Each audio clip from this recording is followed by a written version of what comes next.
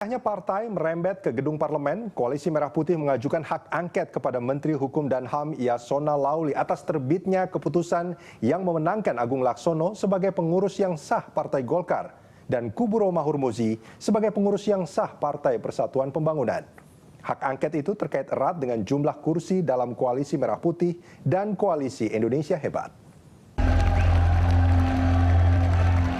Munculnya partai kembar di tubuh Partai Persatuan Pembangunan dan Partai Golkar akhirnya berimbas ke gedung parlemen. Koalisi Merah Putih di mana P3 dan Partai Golkar bergabung mengajukan hak angket kepada Menteri Hukum dan HAM Yasona Laoly. Yasona dibidik karena ikut campur tangan mensahkan P3 kubu Romahur Muzi dan Partai Golkar kubu Agung Laksono.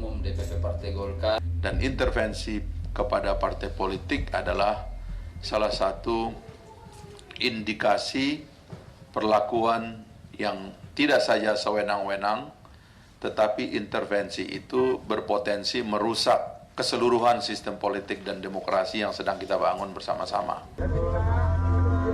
Koalisi Indonesia Hebat menolak hak angket yang diajukan Koalisi Merah Putih. Mereka menilai hak angket untuk Menkumham tidak memiliki dasar hukum. Saat tampil dalam rapat kerja dengan Komisi 3 DPR tanggal 6 dan 7 April lalu, Yasona Laoly menjadi sasaran serangan para politisi dari Koalisi Merah Putih. Meski rapat membahas aneka agenda hukum dan HAM, namun campur tangan Yasona dalam kasus P3 dan Golkar menjadi agenda paling panas. Sejumlah politisi Koalisi Merah Putih menyerang Yasona Laoly. Kami demi Allah demi Rasulullah, kalau Bapak melakukan ini karena ada motif skenario lain. Menteri Yasona pun harus membela keputusannya. Dan saya harus jujur mengatakan, sehari setelah ini keputusan saya keluarkan, besok harinya kami rapat rencana undang-undang KUH pidana. Dan Profesor Mudari sebagai salah satu tim rencana undang-undang pidana akan dikatakan. Dan saya tanya Profesor Mudari, boleh tanya? Prof, sebenarnya bagaimana? Karena di luar sudah banyak perbedaan pendapat. Sebenarnya bagaimana? Profesor Mudari mengatakan saya sudah benar.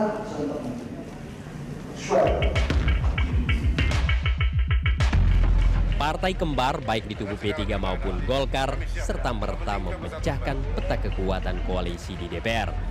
Jika semua politisi P3 di DPR berada di bawah kubu Jan Faridz dan semua politisi Golkar menyatu di bawah komando Abu Rizal Bakri, maka Koalisi Merah Putih akan menguasai 292 kursi di parlemen.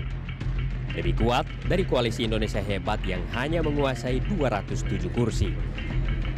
KMP bahkan masih unggul jika Demokrat yang memiliki 61 kursi bergabung dengan KIH. Peta kekuatan berubah jika P3 dikuasai Romahur Muzi dan Golkar dikuasai Agung Laksono. Koalisi Indonesia Hebat bakal mengalahkan jumlah kursi Koalisi Merah Putih di DPR. Namun peta koalisi akan runyam jika politisi kedua partai kembar tetap terpecah. Kedua partai juga tak akan kuat di parlemen tanpa kejelasan status.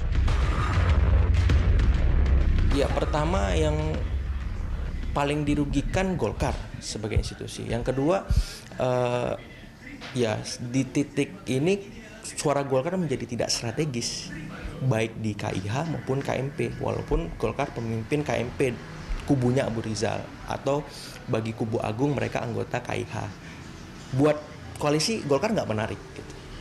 Golkar tidak lagi seperti Golkar yang dulu. Artinya berkoalisi dengan Golkar tidak memberikan nilai tambah apapun bagi koalisi politik yang ada di negeri ini.